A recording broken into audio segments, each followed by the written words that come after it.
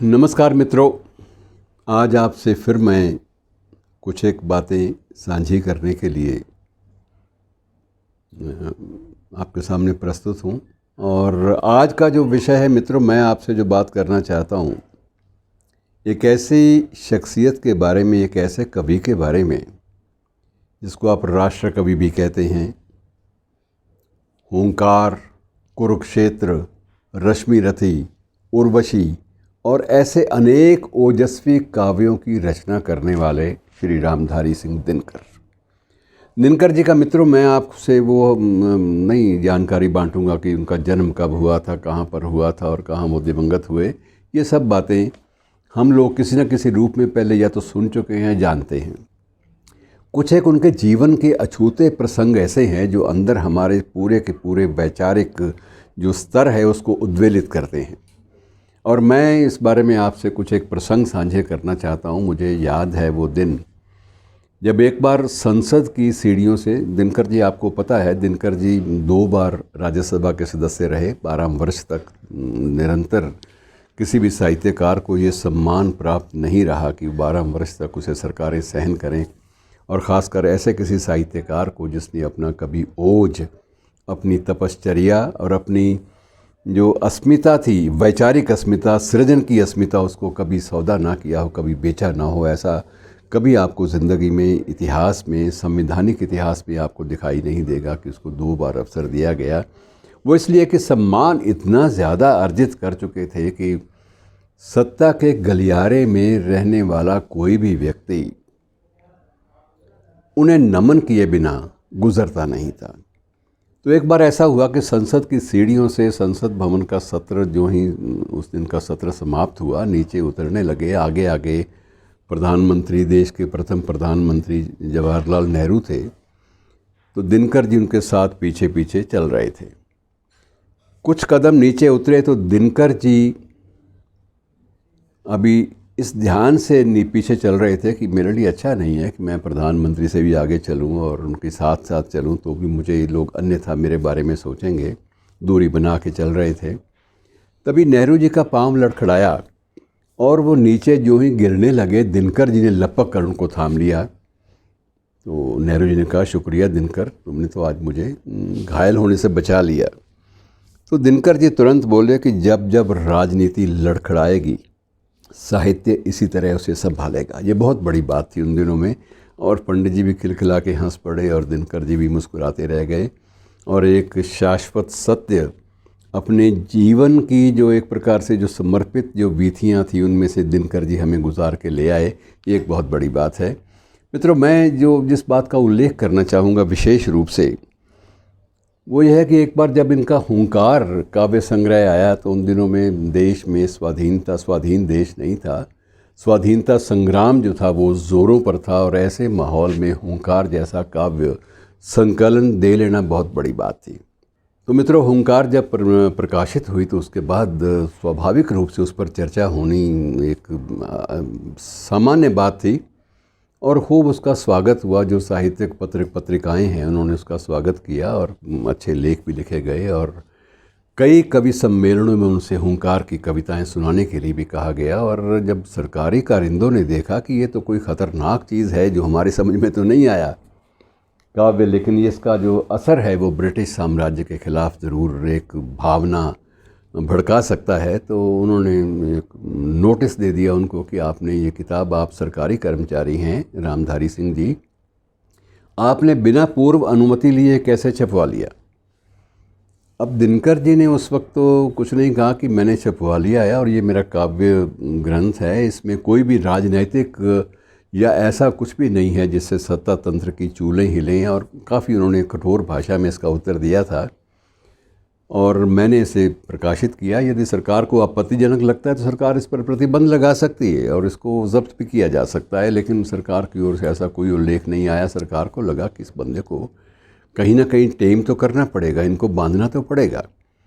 तो मित्रों, सरकारी सेवा में 22 बार रामधारी सिंह दिनकर का एक स्थान से दूसरे स्थान, बेगूसराय से बनारस, बनारस से कहीं और इस तरह से 22 बार स्थानांतरित किया गया ताकि ये प्रताड़ित रहे और ये तंग आकर लेखन से मुक्ति पाए, या फिर ये कि ये तो उस वक्त दिनकर जी ने एक पत्र ब्रिटिश सरकार को लिखा था, अधिकारियों को, कि अगर मुझे चुनना पड़े कि सत्ता के गलियारे और साहित्य में से मैं क्या चुनूंगा, तो निश्चित रूप से मैं साहित्य चुनूंगा। अगर मुझे चुनना पड़े कि मुझे नौकरी करनी है या मुझे लिखना है, तो मैं लेखन को तरजीह दूंगा। मैं ऐसे किसी तंत्र के अधीन कार्य करने को तैयार नहीं हूँ जो तंत्र मेरी कलम को रोकने का दुस्साहस कर सकता हो, और मैं इस पद से त्यागपत्र देता हूँ। तो एक प्रकार से समझौतावादी प्रवृत्ति नहीं थी, और उन्हें लगता था कि ये कहीं ना कहीं मुझसे चूक हो रही है कि मैं कहीं समझौता नहीं कर पा रहा स्थितियों से, परिस्थितियों से। और परिवार में ये था कि परिवार में कुछ बहुत युवा आयु में लोग चले गए थे, परिजन, और उन सब परिजनों की जो बेटियां थी, उनकी सबकी शादियों का जो उत्तरदायित्व था वो बड़ा होने के नाते इन पर पड़ा। और मित्रों, अपने जीवन में 12 बार कन्यादान करने की बात उन्होंने स्वयं स्वीकारी थी कि ये करना पड़ा। और संसाधन जो थे वो इतने ज़्यादा नहीं थे कि वो बहुत ज़्यादा खर्च कर सकते, लेकिन एक रुतबा, एक स्तर जीने का और एक लोकप्रियता का शिखर होने के नाते उनसे बहुत सारी अपेक्षाएं भी की जाती थी। तो वो एक प्रकार से पूरी तरह दबाव में से आ गए थे। और दबाव के दिनों में ही मित्रों, हुंकार, कुरुक्षेत्र और रश्मि रथी जैसे ग्रंथ देने वाले जो शख्स थे, उनकी अंतिम कृति मित्रों हारे को हरिनाम के नाम से सामने आई। और आप अंदाज़ा लगाइए कि उनकी मानसिकता क्या होती है। और एक बार सांसद गंगा शरण सिंह उनके साथ ही राज्यसभा में बैठा करते थे, तो उन्होंने गंगा शरण से कहा कि गंगा शरण यार, मेरा मन तिरुपति जाने को करता है, तुम मेरे साथ चलोगे? अकेला ज़रा मेरा मन नहीं टिक रहा कहीं भी। तो तिरुपति जाने की बात गंगा शरण सिंह ने कहा कि आपके साथ चलना दिनकर जी किसी का भी सौभाग्य होगा, मैं चलता हूँ, इकट्ठे चलते हैं।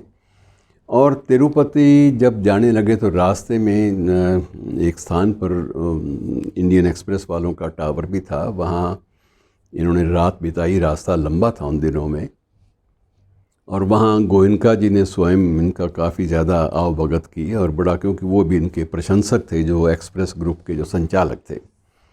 तो गोयनका ने पूरा उनका स्वागत किया और पूछा कहाँ जा रहे हैं। तो बताया जब गंगा शरण सिंह ने कि तिरुपति जा रहे हैं, तो इन्होंने स्वयं रुचि लेकर अपने वहाँ के कार्यालय को फ़ोन किया कि दिनकर जी और गंगा शरण सिंह जी के सम्मान में कोई कमी नहीं आनी चाहिए, और इनके जो व्यवस्था है, इनकी समुचित, इनके पद और इनकी जो गरिमा है उसके मुताबिक होनी चाहिए।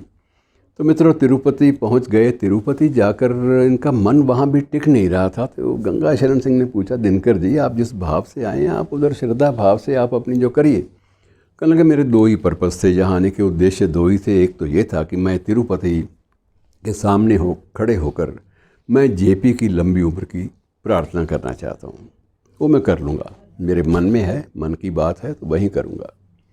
दूसरा मेरे मन में है कि तिरुपति के प्रांगण में बैठकर मैं रश्मि रथी का पाठ करना चाहूँगा। बहुत बड़ी बात थी। जब आयोजकों को पता चला कि दिनकर जी यहाँ कविता पाठ करेंगे, तो उनके दीवानों की संख्या वहाँ भी बड़ी लंबी चौड़ी थी, और उन्होंने ये किया कि दिनकर जी को सब लोग सुन सकें और मंदिर में भी कोई धक्कम पेल ना हो, वातावरण ठीक रहे। उन्होंने तिरुपति के पूरे नगर में माइक्रोफोन लगवाए और व्यवस्था की लाउड स्पीकरों की, ताकि दूर तक इनका संदेश, इनका कविता पाठ पहुंच सके। और मित्रों, जब रश्मि रथी का पाठ किया तो उस वक्त ये नहीं लग रहा था कि ये महाकवि अंदर से टूटा हुआ है या हारे को हरिनाम वाला व्यक्तित्व। दोनों रूपों को एक साथ जीने की एक चरम सीमा थी। और जब उन्होंने रश्मि रथी का पाठ शुरू किया, काव्य पाठ, ओज से पढ़ते थे बहुत ज़्यादा, जिन्होंने सुना होगा वो तो जानते होंगे। मैं आपको दो चार पंक्तियाँ उनकी शैली में भी सुना देता हूँ। उर्वशी का एक मैंने उनसे सुना था कि उर्वशी अपने समय का सूर्य हूँ मैं, उर्वशी अपने समय का सूर्य हूँ मैं, मर्त्य मानव की विजय का तूर्य हूँ मैं, और अंधतम के भाल पर पावक जलाता हूँ और बादलों के शीश पर रथ को चलाता हूँ। ये शिला सा वक्ष, ये चट्टान सी, बिल्कुल उनका अंदाज यही होता था, ये शिला सा वक्ष, ये चट्टान सी मेरी भुजाएं, सूर्य के आलोक से दीपित समुन्नत भाल, मेरी बाह में मारुत गरुड़ गजराज का बल है। ऐसे ओज के कवि को कौन नहीं सुनना चाहेगा। लाखों लोगों ने उस कविता पाठ को अपने अपने दायरों में रहकर सुना और उसके बाद श्रवण करने के बाद लोग बड़े दंग थे कि ये एक नया इतिहास रचा गया है। और मित्रों, उसके बाद वहाँ से लौटे तो रास्ते में फिर वही ये एक्सप्रेस टावर आया, तो एक्सप्रेस टावर में फिर रुके विश्रांति के लिए। और वहाँ भी इनकी मन जो था वो इतना कुछ करने के बाद भी अपनी अंतिम जो कामनाएं थी पूरी करने के बाद टिका नहीं था। और वहाँ पर नानाजी देशमुख और ये स्वयं गोयनका, गंगा शरण सिंह और दिनकर जी और एक इनके साथ और थे, 5 व्यक्ति बैठे थे। पांचों बैठकर भविष्य की योजनाओं के बारे में, जेपी आंदोलन के भविष्य के बारे में चर्चा करते रहे। अचानक एकाएक क्या हुआ कि इनका हाथ उठा और हाथ उठते ही ये एकदम से गोयनका की गोद में ही लटक गए और वहीं पर इन्होंने अंतिम सांस ली। तो मित्रों, ओज के कवि का इस तरह से जाना, महाप्रयाण करना, ये अपने आप में अद्भुत घटना है। आज आपसे बांटने का मन था, इसलिए बांट ली कुछ घटनाएं और कुछ बातें फिर इनके बारे में करेंगे। इनका जीवन स्पैन इतना लंबा चौड़ा है कि उसके बारे में जितनी बातें भी करेंगे वो कम होंगी। तो मित्रों, जाते जाते परंपरा है कि कविता से हम लोग समापन करते हैं। और एक उर्दू कविता मुझे पिछले दिनों पढ़ने को मिली, मेरा मन है कि आपके साथ बांट ली जाए। कविता का शीर्षक ज़रा मुश्किल सा है, मुझे मुश्किल लगा। मर्ग पेज को आप उसके हिंदी अनुवाद में मृत्युबोध कह सकते हैं। तो मृत्युबोध के रूप में ये कविता पाकिस्तान के एक शायर नसीर अहमद नासिर की कविता है और बड़ी खूबसूरत है। उसमें भी एक मानसिक जो तनाव के क्षणों को भोगने वाली बात है, उनका वर्णन है कि मुझको अपनी मौत की खुशबू ने पागल कर दिया है, कि मुझको अपनी मौत की खुशबू ने पागल कर दिया है। दौड़ता फिरता हूँ, सारे काम निपटाने की जल्दी है, कि मुझको मेरी मौत की खुशबू ने पागल कर दिया है, कि दौड़ता फिरता हूँ, सारे काम निपटाने की जल्दी है। पहाड़ों और झीलों की खामोशी से कदीमी गीत सुनने हैं पुराने दास्तानी भेद लेने हैं। नित नई शक्लें बनाने बादलों को देखता है और दरख्तों से नमूकारी की बाबत पूछना है। उड़न फल का पता मालूम करना है, दरो दीवार से बातें भी करनी है, कि मुझको अपनी मौत की खुशबू ने पागल कर दिया है।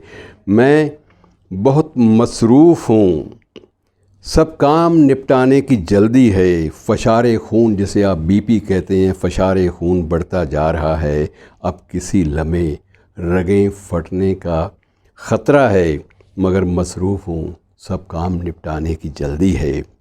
जज़ीरे और साहिल भी कई कोणों से मुझको याद करते हैं, मुझको भांट करते हैं। मछेरे गीत गाते बस्तियों को लौटते हुए मुझे अब तक अंतिम क्षणों में भी हांट करते हैं। किस दिन जाऊंगा उनसे, किस दिन जाऊंगा मिलने, ख़ज़ानों को उगलने के लिए बेताब हैं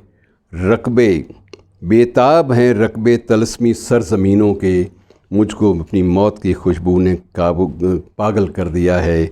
मैं मगर मसरूफ़ हूँ, बच्चों के कितने काम बाकी हैं। किताबें, कापियाँ, स्कूल के कपड़े, नए बस्ते, खिलौने, बैट, रैकेट और बहुत से अनकही चीज़ें ख़रीदूँगा तो बहुत खुश होंगे, मगर मसरूफ़ हूँ, सब काम निपटाने की जल्दी है, कि मुझको अपनी मौत की खुशबू ने पागल कर दिया है। तो अंतिम लम्हों में एक जीवंत आदमी क्या क्या सोचता है, ये मित्रों आपके सामने मैंने इस उर्दू नज़्म के सामने उसके माध्यम से आपसे कुछ जानकारी बांटी है। और अंत में जाते जाते एक दो बातें आपसे और बांट लूँ कि मित्रों, पूर्वांचल जो है हम कितना जानते हैं। अमेरिका के बारे में, कनाडा के बारे में, ब्रिटेन के बारे में बहुत कुछ जानते हैं, लेकिन अपने ही देश के कितने रहस्य हैं जो हमसे अब तक हम हमसे अपरिचित हैं, हम उनसे अपरिचित हैं। हम नहीं जानते कि ये हमारा देश कितना व्यापक और कितना अलग अलग विषयों में बटा हुआ है। और मित्रों 8 राज्य हैं, वैसे 7 बहनों के नाम से लोग इनसे परिचित हैं, लेकिन 8 राज्य हैं पूर्वांचल में। और इनमें आप हैरान होंगे कि 220 बोलियां बोली जाती हैं और बहुत सी बोलियों के अपने लोकगीत हैं, अपनी कहावतें हैं, अपना एक व्यवहार है, भाषाओं का अपना व्यवहार है जो होता है। और मित्रों ये नॉर्थ ईस्ट देश का एकमात्र ऐसा हिस्सा है जिसे मुग़ल साम्राज्य, मुग़ल आक्रांता जिसे विजित नहीं कर पाए, वहाँ किसी की दस्तक नहीं बिछ पाई किसी आक्रांता की। ये बहुत बड़ी बात है, हमारे अपने ही देश का किस्सा, और इसमें बहुत कुछ है। इस बारे में विस्तार से बातें फिर कभी। इनके अपने रीति रिवाज, अपने संस्कार, सब कुछ अलग अलग है, लेकिन हमारे देश का हमारा हिस्सा है। धन्यवाद दोस्तों।